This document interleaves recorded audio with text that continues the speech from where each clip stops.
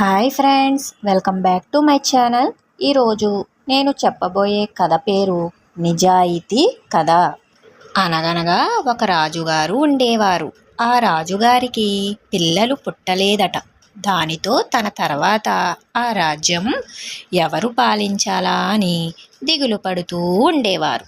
ఒకరోజు బాగా ఆలోచించి తన రాజ్యంలోని పిల్లలందరినీ ఒక చోటకి రమ్మని చాటింపు వేయించాడు.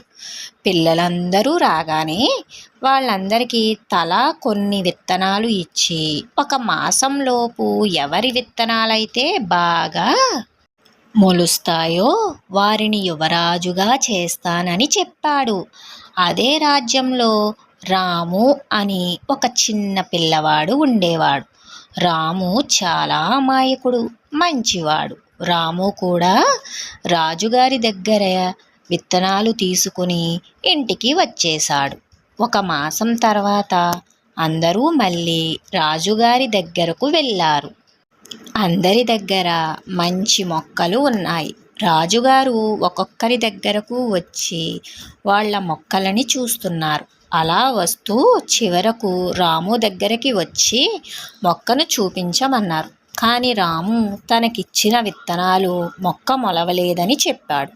రాజుగారు సంతోషించి, అందరితో నేనిచ్చిన విత్తనాలకు అసలు మొక్కలు మొలవవు, కానీ అందరూ రాజ్యం కోసం మొక్కలు తెచ్చారు. రాము ఒక్కడే నిజాయితీగా నిజం ఒప్పుకున్నాడు. కాబట్టి రామునే ఈ రాజ్యానికి కాబోయే యువరాజు అని చెప్పారు.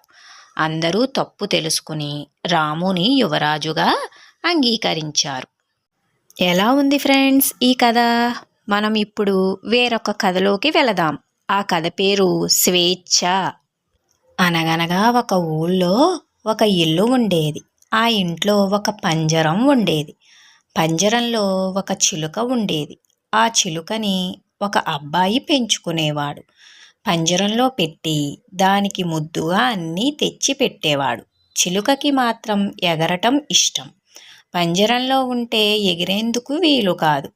అందుకని దానికి పంజరంలో ఉండబుద్ధి కాలేదు. ఎలాగైనా పంజరంలోంచి వెళ్ళిపోవాలని అనిపించింది దానికి ఒక రోజున. ఆ సమయానికి దాన్ని పెంచుకునే అబ్బాయి ఇంట్లో లేడు. చిలుక చాలాసేపు ప్రయత్నించాక పంజరం తలుపు తెరుచుకున్నది.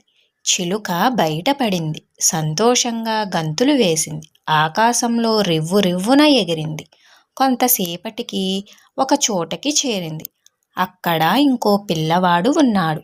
నా దగ్గర పంజరం ఏమీ లేదు, నేను నిన్ను పట్టుకోను, దగ్గరికి రా అని పిలిచాడు. దానికి ఆకలేస్తున్నదని తెలిసి అరటిపండు తినిపించాడు. పండు తినేసి చిలుక మళ్ళీ పైకి ఎగిరిపోయింది. ఎలా ఉంది ఫ్రెండ్స్ ఈ కథ? మీకు నా కథలు గనక నచ్చినట్లయితే నా వీడియోస్ని లైక్ చేసి, షేర్ చేసి, సబ్స్క్రైబ్ చేసుకోండి. Thank you.